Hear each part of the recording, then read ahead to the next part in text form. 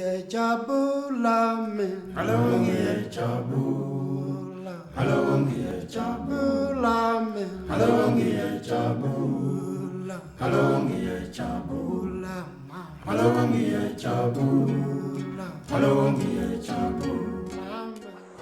Erik, velkommen. Velkommen til vores videolog for ekspeditionen til Elbrus' Tinde. Vi er i dag ved Mineralerne Voda, som er vores udgangspunkt.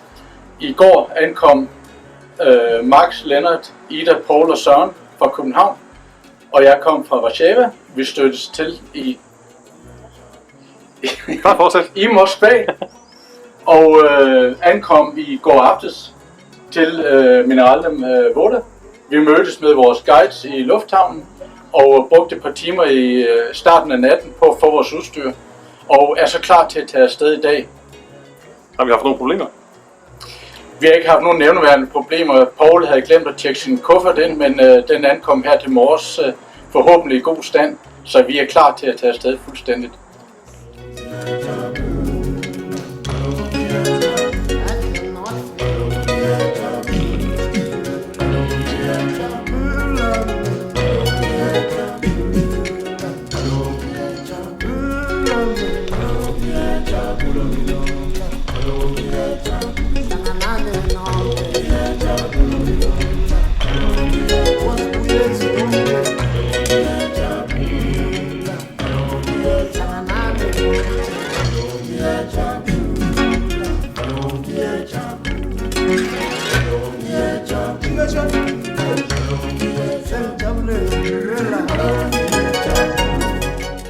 Så er vi lige blevet læsset af bussen, gået kvarter, lige rød i parken, lille vandfald her,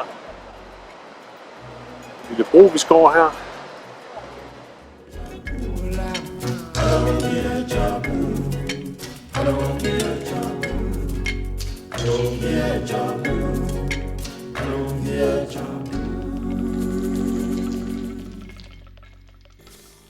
Så er vi nået op i Basecamp. Vi er i 2500 meters højde, og vi har lige haft sådan en god vandretur op igennem dalen hernede. Og vejret det er sådan, det er 6 grader, og det er okay. Udsigterne for de kommende dage er okay.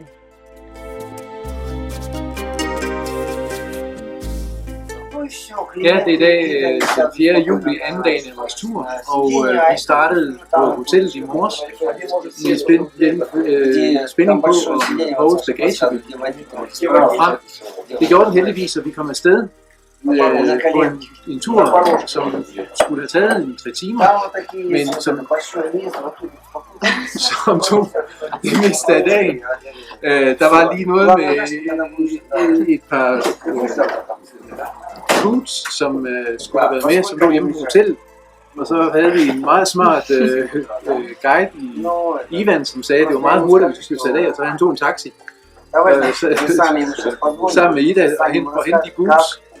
Men det skulle vi så lige lidt en halv time på den taxi. Så havde vi en chauffør, som hver halve time skulle have en cigaret, og hver halve time skulle have fyldt lageret af saltstænger. Med det resultat, at vi holdt sandsynligt mange pauser undervejs. Vi blev sat af af forskellige grunde omkring en 2300 meter. 2300 højdemeter, for at vi så fik lov at vandre de sidste 200 højdemeter til basecamp, hvor vi kom til her først på aftenen. Og det viser sig, at vi ikke skal sove i teltet her, men at vi tværtimod har fået sådan en 4-sengs træhytte, som vi sover i. Trapund. Ja, træbund. Telt med træbund. Vi er i Basecamp og har haft en diskussion med vores guide. Han har lavet sådan en form for juridisk carve-out, der siger, at hvis ikke følger ham, så kan vi ikke komme efter ham og beklage os, hvis vi ikke når toppen. Han mener ikke, man skal drikke ret meget, det mener vi, så det er nu det store diskussion til. Men bortset fra det, så er humøret fantastisk godt, og alle er ved godt mod.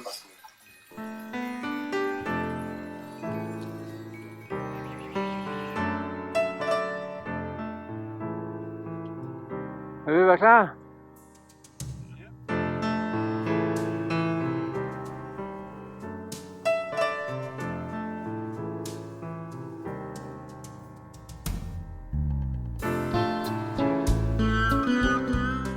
Maybe the speed is not really fast, but we walk with a small break, and I like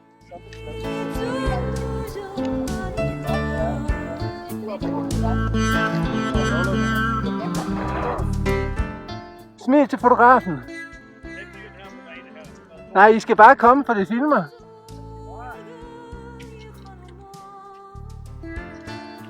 Totalt fyldt af energi. Det er fantastisk at se.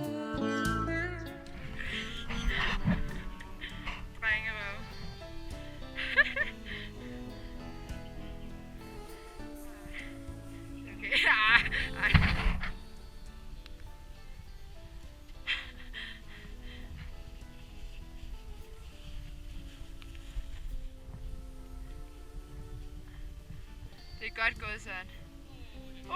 Jeg tror også, Max sætter fart på.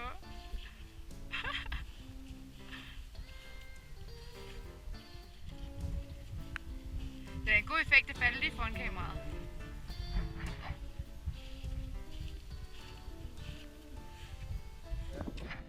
Hvad så, Ida? Hvordan er humøret? Hvordan er humøret? Det er højt, hvor vi går ned af. Men det er træt at tænke på, at vi skal op af igen i morgen.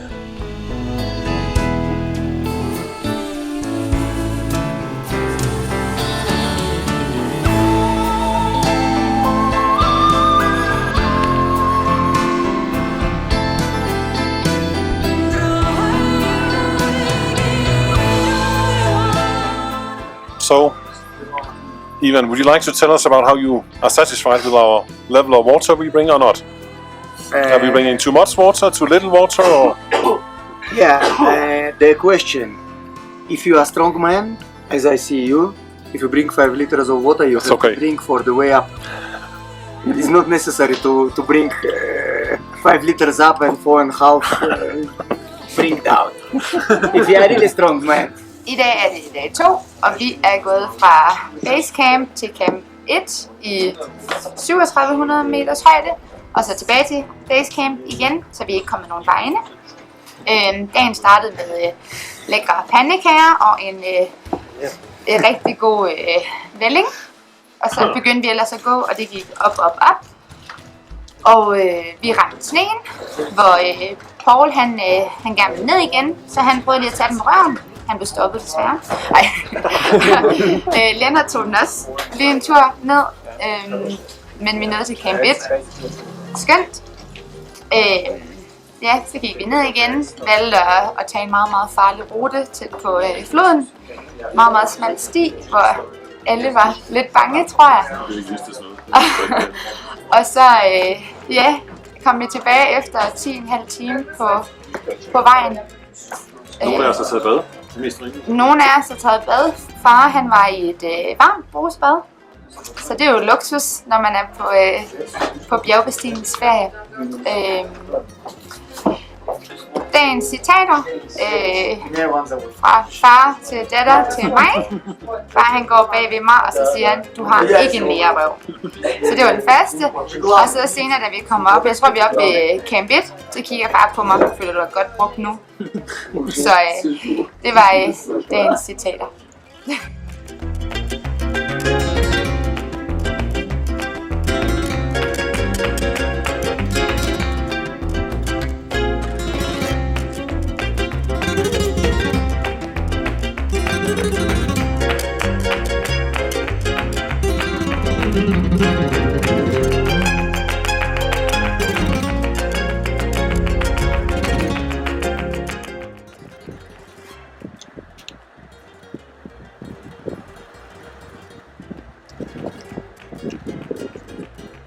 Godt opad. Det godt ud, Ida. Godt ud, Søren.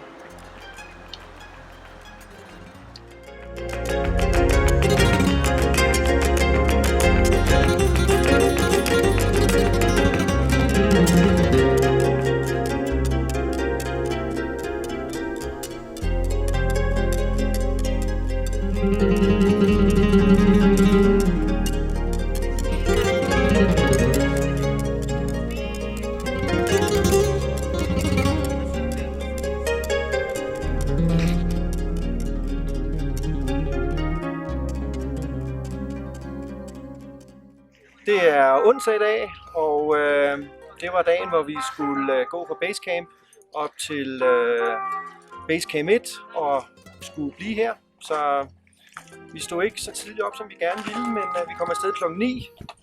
Og der var lidt udfordrende med vores bagage. Vi skulle have nogle bærer med, så vi havde sådan cirka lidt over 50 kilo ekstra, som vi skulle have bærer med til.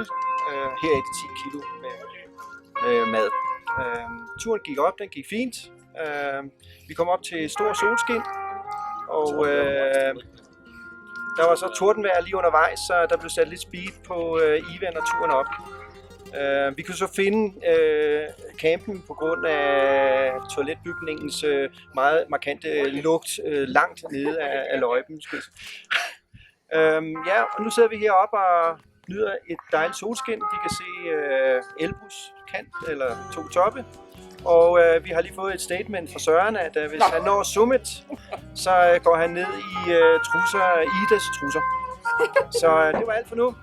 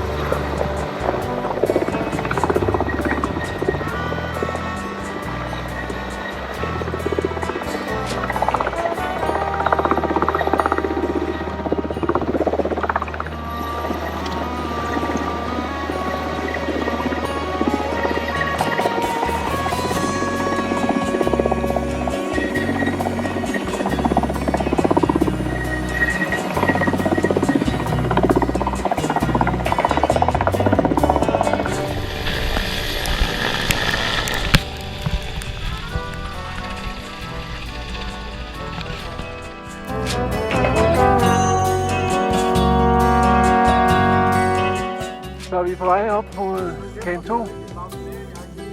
Ja, det gør hun. Vi skal sådan et stykke op af Elbrus i dag. Op til 4600 og slå lejr. Og så ned igen, og så vende tilbage på lørdag. Og hvad er der til det? Vi er lige på vej til at starte, men Max han skulle lige have en tissepause.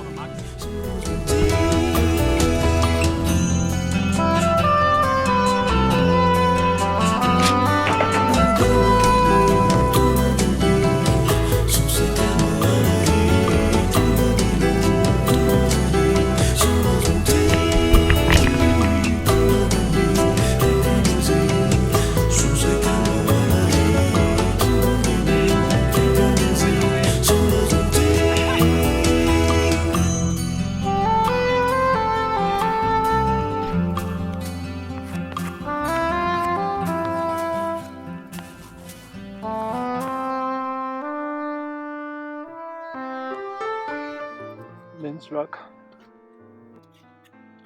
Vi er i 4400 meters højde. Vi vil være lidt trætte. Nogle af os i hvert fald.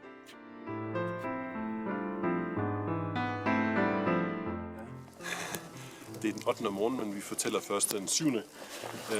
I dag, fordi vi var lidt trætte i går.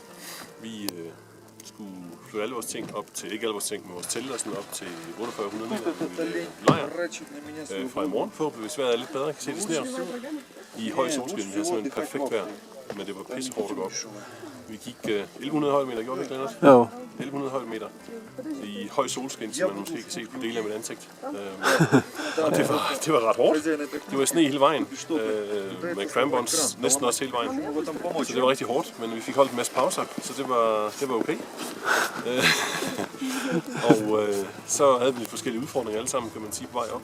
Folk var trætte, folk havde dårlige hæle. Vi fik hovedpine og så videre, men vi virker til at være okay i dag. Så nu ser vi ud til frem til at fejre Søren.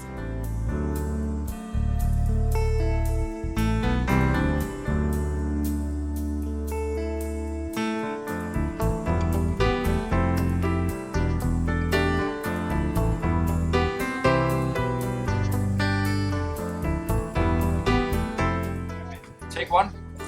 Det er den 8. juli i dag, og jeg kan jo huske flere årsager. Den ene er, at det er min fødselsdag, og den er absolut blevet fejret med godt humør og meget festlig indslag fra Bavati. Og den anden ting er, at det er vores hviledag, så det kunne jeg huske faktisk det jeg kunne huske på planen, at Erik og Max og Lennart havde planer. Så vi har ikke rigtig bevæget os ret mange skridt. Udover at vi har fået pladser op i vores hytte, og nogle siger også, at der er blevet fejret og så videre, og gjort det rent til den næste hold.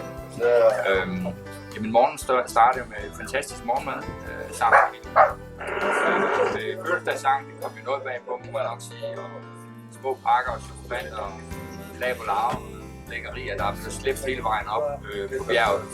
Så tror jeg pokker, de er så trætte alle sammen. Og ellers så har vi kigget lidt på, hvad der skal ske de næste dage, for der skal vi jo videre op, og ellers så har vi i virkeligheden slappet godt af, fået læst lidt og snakket med nye, der er kommet til. Som sagt, fået byttet pladser og så videre, og nu har vi lige fået aftensmad, og så kom der endnu en surprise. Der var jo bare kærte her med fødselsdagssang og det hele, så ja, der er jo ikke mange rester. Så det hele er spist, og det smagte godt. Så jeg må sige, at jeg er absolut blevet fejret. Fantastisk dag, og de næste skal nok blive lige så fantastiske, og nok lidt over, så jeg kan sige ret meget over. Nu kører PS. Ja, PS, fordi af alle de ting, jeg glemte, så var der en meget vigtig ting, jeg glemte, nemlig at Tine også havde arrangeret, at der var kaffe til morgenmad, så der kunne simpelthen brygges frisk ramkabønner kaffe her i rigtig mange mennesker. Fantastisk indslag, super godt.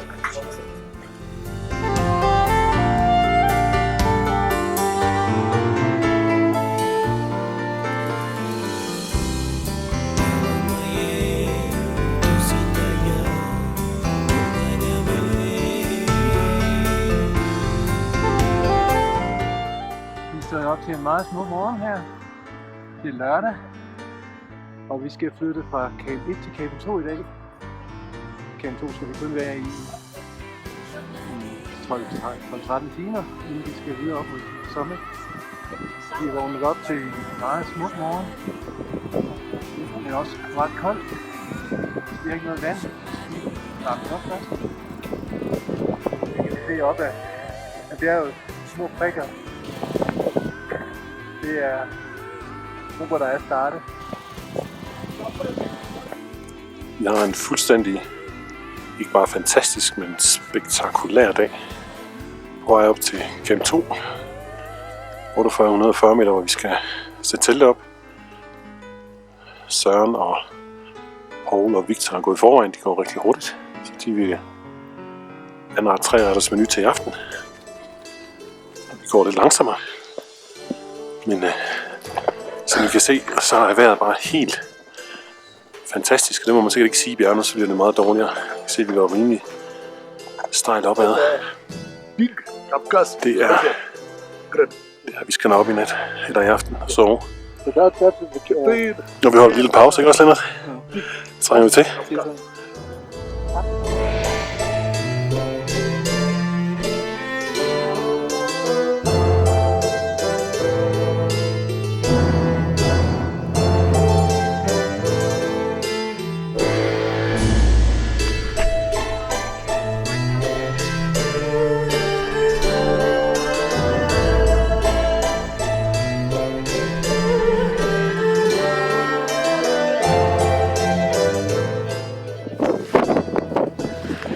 Ja, nu kommer vi så op på 40 meter. Det er over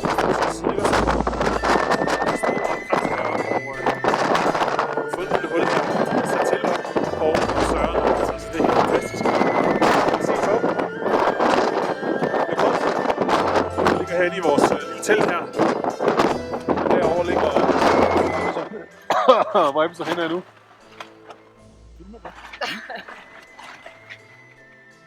Vi er i cirka 4800 meter højde på den sidste af de 3 Lens Rocks, der er. Ligger i et halvandenmandstelt med 3 mennesker og rigtig råhygger os med hinandens tær. Det blæser meget, meget kraftigt udenfor. Den sidste halvanden time, 2 timer, hvor vi gik op, havde vi direkte modvind ned fra bjerget, og vi er alle sammen godt smadret. Men ligger her og håber på, at der er godt vejr til i morgen, så vi kan komme på toppen. Sen nat. Vi er inde i teltet i 4800 meters højde. Meget lille telt i meget voldsom blæst. Og vi får nok ikke sovet så meget. Lige nu så er vi i gang med et helt stort overdådigt middagsbord, som vi skal have lidt ekstra. Der er for eksempel skinke, ja. Spejepølse, lettere tilberedt. Ja. Og brød, der er så tørt, at det kan stå selv. Ja. Godmorgen. Klokken er 6, vi har sovet helvede til. Søndag morgen, tror jeg det må være, ikke? Og hvad sker der, Erik? Vi går ned. Der er for meget vind, der er for meget blæst på toppen, så vi kan ikke komme på toppen, og vejrudsigten i morgen ser ud til at være sammen. Så er der ikke rigtig andre muligheder. Vi kommer ikke på toppen den omgang. Jo. Men så sover vi godt, ikke også, Ida? Mega godt. Vi var tæt og varmet hinanden. Ja.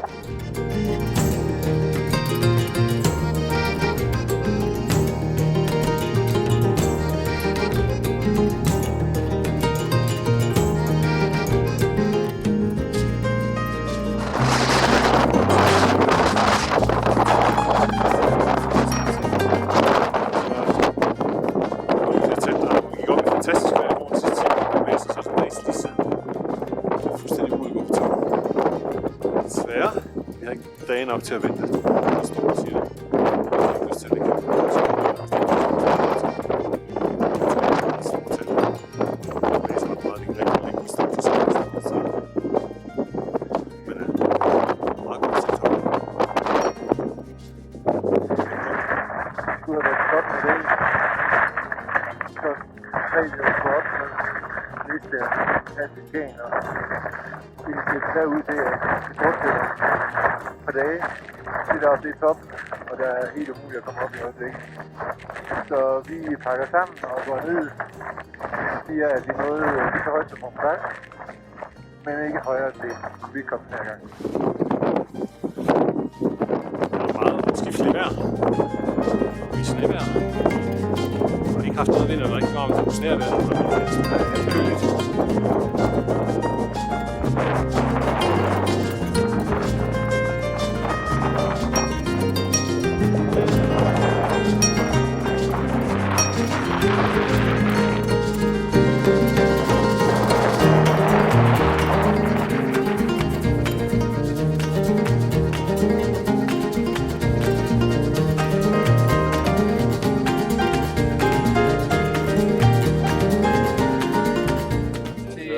Dagbog fra den 9. juli, hvor der ikke blev nævnt, at vi havde 2 stærke trækheste i Poul og Søren, som var så søde og gå halvanden hurtigere end os, så teltet var sat op, da vi endelig nåede frem til Camp 2 i 48.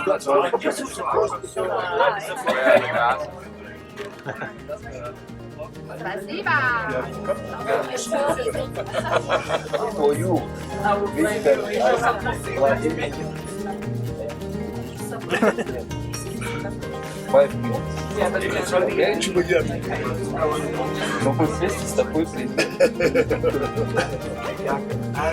5 minutes counts. Always 5 minutes.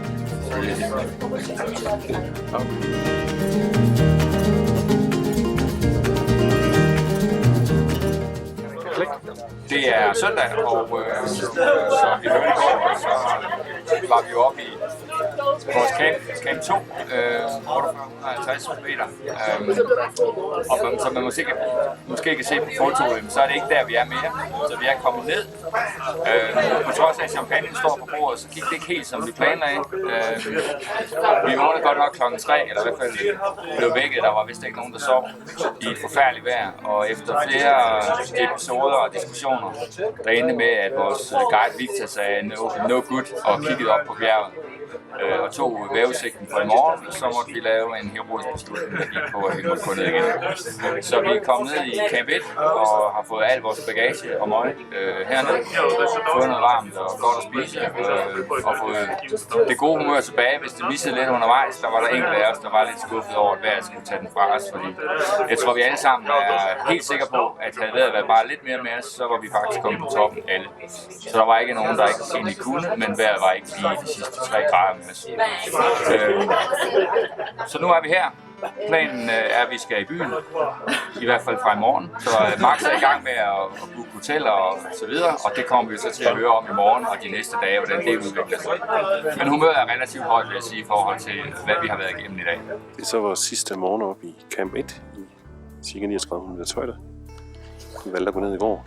Går vi helt ned til basecamp i dag og bliver kørt ind på hotellet. Men se, vejret har skiftet endnu en gang, og det er totalt dis, og der falder ret meget sne, og der falder 10 cm sne i nat. Det er god aftes. Fantastisk stille morgen. Du kan høre sneen knirker, når folk går.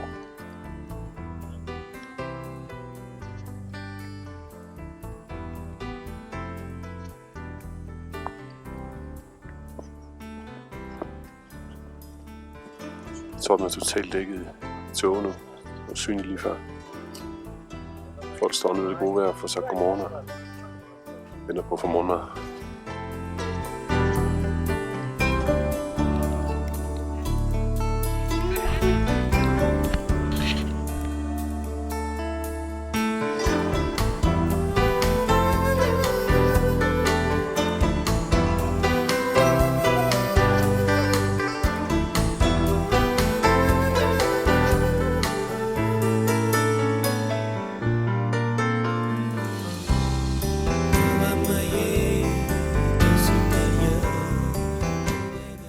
Sidste stigning overhovedet. Poul han kæmper sig op. Ja.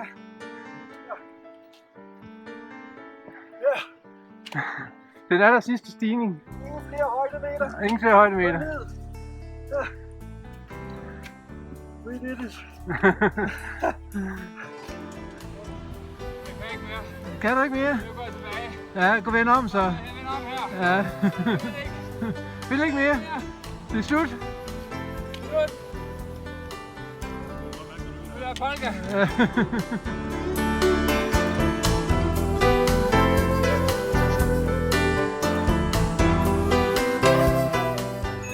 Polester, hvad skal jeg sige? Fra i går, eller skal jeg... Stop det. Stop det der, far. Stop det der. Gårdagens rapport. Vi kom fra Camp 1. Kom fra Camp 1 ned til Basecamp. Der var masser af sne, og det havde regnet. Så den første halvdel, der gik vi i sne, og den sidste del, der skvattede vi alle sammen et par gange i mudder. Far, han var helt nede at ligge. Fik også lige reddet en gåstang lidt. Så kom vi ned og mødte Ivan og hans nye gruppe. Lennart, han bryder sig ikke om Ir og Irland, så han prøvede at få en af dem i åen med tasken, og det lavede sådan en nærmødsoplevelse for den stakkels Ir, der var på gaden. Og så kom vi ned i Basecamp, hvor vi fik en helt ny madoplevelse af lækker tørt brød med en speciel russisk pølse og ost. Det var første gang, vi smagte det. Og vi fik øl og chips, bacon chips. Det var fantastisk. Jeg kunne godt mærke på alle, der fik øl, at de måske ikke havde fået noget meget at spise, eller måske det tid, siden de fik øl, så alle tipsy. Nå, så skulle vi gå en time fra Basecamp og ned til bussen, hvor jeg fik smilet sødt og fik lov til at lade være med at gå og tage et motocross i stedet for med vores bagage. Det var en utrolig farlig tur. Vi havde et kæmpe crash. Motocrossen væltede, sidespejlet faldt af, nær dødsoplevelse. Såret for resten af mit liv, men jeg overlevede. Satte mig op på crosseren igen mod min vilje og kørte ned og bar alles bagage ned til bussen. Så kom jeg op til bussen, og resten af gruppen fandt vejen til bussen. Og så kørte vi hjem mod Pitagosh. Jeg havde en chauffør med et utroligt drive, og var ikke bange for svingene i Kaukasus. Inklusive der var køer på vejene, og vi fandt ud af, at Kaukasus er på grund af Kaukasus. Og så kom vi til Gosh. Nej, vi fik lige spulet skoene. Vi kom holdt ind forbi sådan en bilvask og fik spulet vores... fik spulet skoene med et...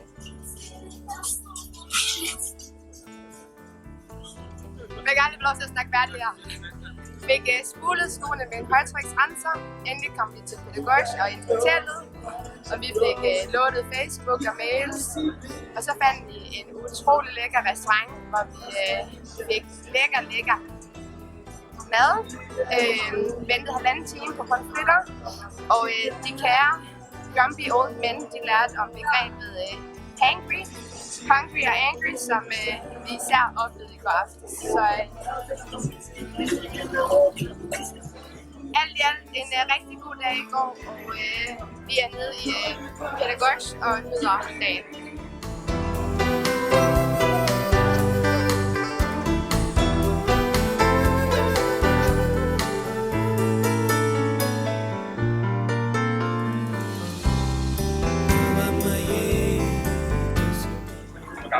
Vi skal så give en rapport på tirsdag, hvor vi har været i Pitagosh og komme tilbage til de sure betjeningskvinder efter nogle dejlige oplevelser op i bjergene med højsyge og dame til vores Nordland. Og så tog vi på markedet. Ja, så først der, så havde vi den her oplevelse, at vi så ud af vinduet, og vi så Elbrus i klar solskin, hvor vi stod, og vi blev enige om, at der må simpelthen være snestorm derude endnu, fordi det var den sidste dag, vi kunne have været oppe. Så tog vi på byens marked sammen med Lisa og Victor, og det var vel ikke sådan, der var ikke så meget at sige om det. Nej, vi fik noget lokale slik, rugbrødsstrik, køligt, og så skiltes vi i 2 grupper, hvor den ene gruppe havde lyst til at gå nogle flere højdemeter på det lokale bjerg, og den anden gruppe, vi tog herned i byen og fandt et lavsted, det faktisk sidder nu, og fik de øl, vi ikke har fået det sidste års tid. Og det briefede turen, og fik en pizza, og fik nogle flere øl, og fik noget ost og nogle flere øl. Og så var vi tilbage til hotellet. Og vi gik hen og besøgte den ukendte soldats gravplads med den evige brændte flamme og så en evig statue. Ida, hun fik overgået sig selv i vågenmål, fordi det kan godt være, at man kan springe bungee-jump eller faldskærmsudspring og stige med et højt bjerg, men at stige på en svævebane, som kører lige hen over trætoppen, stille og roligt op til en top, der ligger lige her uden for byen. Det var en stor vågen. Men hun gjorde det sgu og kom igennem det. Og så havde vi en smuk udsigt at nyde, inden vi så gik ned igen og sidder nu her på aftenen på hovedgaden i Bygårdsk, og skal møde vores næste start. Vi skal have noget at spise. Vi skal have noget at spise. Vi sidder i et område, der er vild gang i den. Der kører unge mennesker rundt i ladaer og vild musik. Det er sammenlignet med Vesterbrogade i gamle dage, hvor man kører bare amerikanernes slæder. Her der er det Lada-slæderne med høj musik.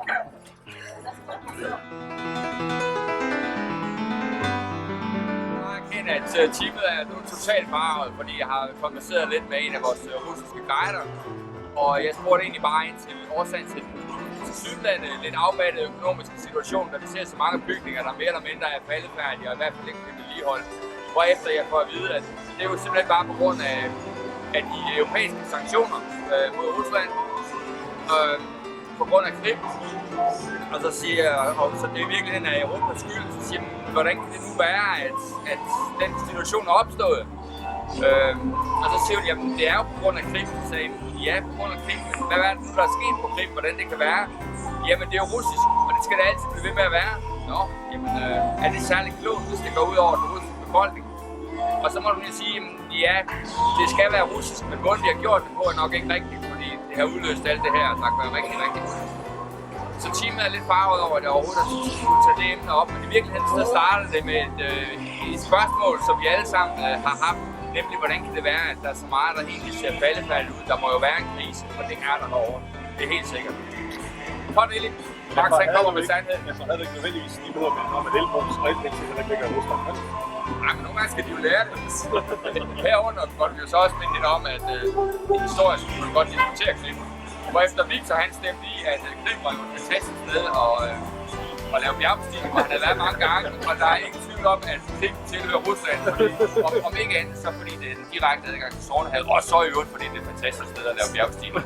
Så det må ligesom være en del af mod Ruslands jord.